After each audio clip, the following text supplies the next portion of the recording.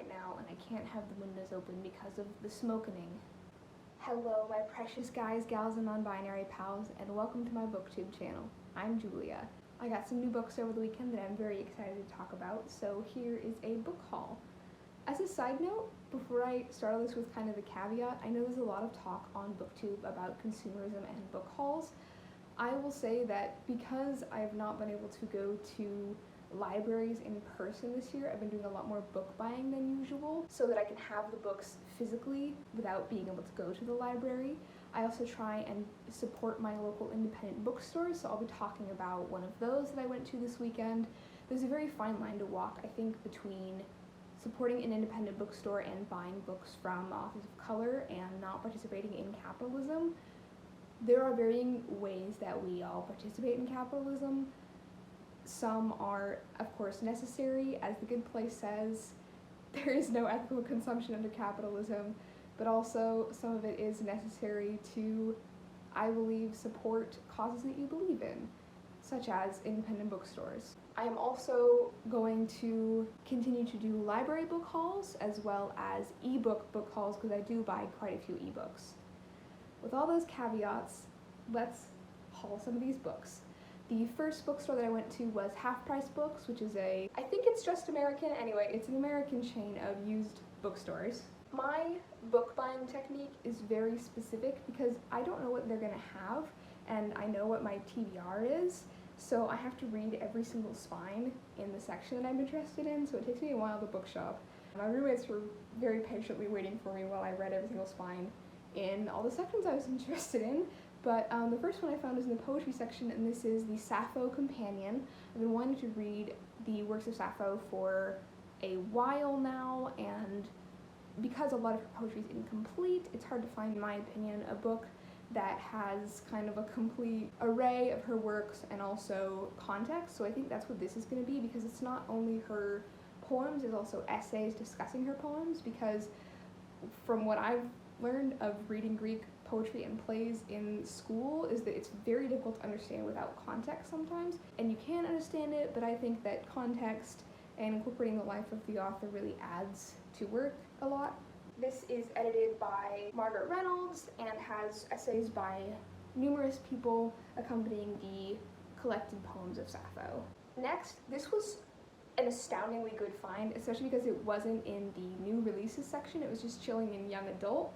And they didn't know what they had, honestly, but I got a copy of Rare Bearer by Jordan Ifueko. I'm so excited to read this. It may be the next book on my TBR, or one of the next books. So this is an Own Voices book that is West African inspired. It's a fantasy. I know that there is an asexual character, which I'm very excited about, but basically the plot is that this young woman has been raised her entire life by a mysterious woman to get close to the prince of their kingdom and then kill him, but of course she grows to love him along the way, and I know that there are some really good elements of found family in this book, and I'm just very excited by ace representation and also fantasy by Black authors. Just look at that cover, and I also cannot stop thinking about the tagline, which is "Behold what's coming." It gives me chills like every time I see it. The next book that I found is Blackfish City by Sam J. Miller. I thought this was by a Native American author, and it's not, even though it uses Native American imagery on the cover, so that's a whole thing. But anyway, this is a climate fiction or climate sci-fi book about in the not too distant future, and takes place on a floating city in the Arctic Sea, and follows the lives of several different people and how they are changed when a woman riding an orca appears out of nowhere and disrupts their lives.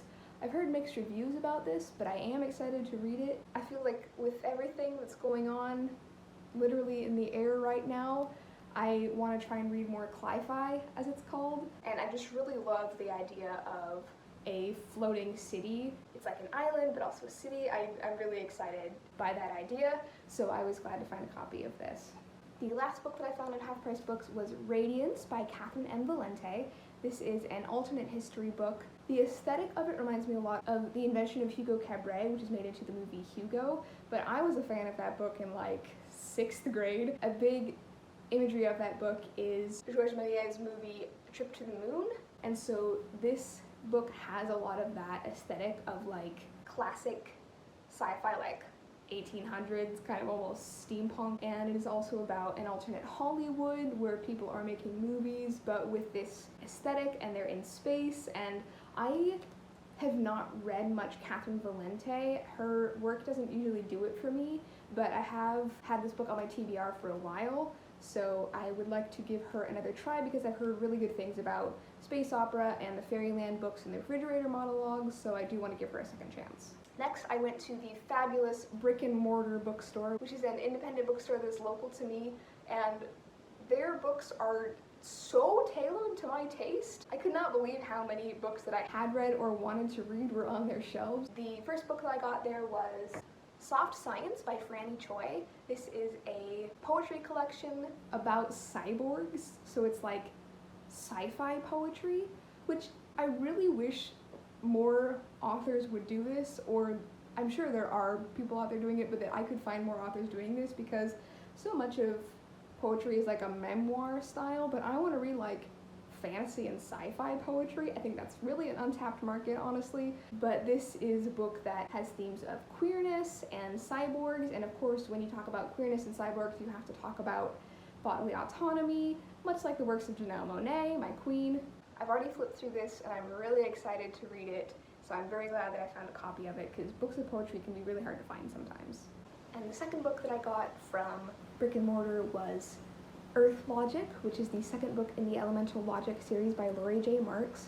I just finished Fire Logic, which is the first book, and I immediately had to buy the second book, which has not happened to me in a really long time with the series, but Fire Logic was, I mean, I know I keep talking about like, oh my god, this book was my favorite book of the year, but like really, like this book? Like Lord of the Rings, who? There were gay people everywhere. It's not a novelty now that we have gay people in fantasy, but Fire Logic came out in 2002, has a lesbian of color main character, like all the main characters are queer. It's adult fantasy, but like beautifully written, like Le Guin style adult fantasy, not like adult fantasy. What voice was that? I don't know, you know, grimdark. And well, yeah, the book was kind of dark. I was like yelling at the book, like, no, I can't believe that happened. Oh my god, like the twists, the turns, the character revelations, it was so good. And I'll talk about it a little bit more in my September wrap up, but oh, I really love that book. What's also neat is that this is a 4-book series, and the final book just came out last year. So yeah, that's like a 17, 18-year gap between the books. So you know that they took a while to write, and it shows because they're so beautiful.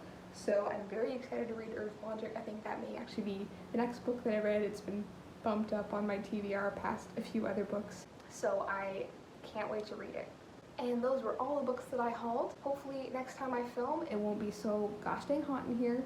You can probably hear the fans going, but I'm not going to turn them off because we just got to keep the air circulating, even though I don't know if it helps that much. It's so hot.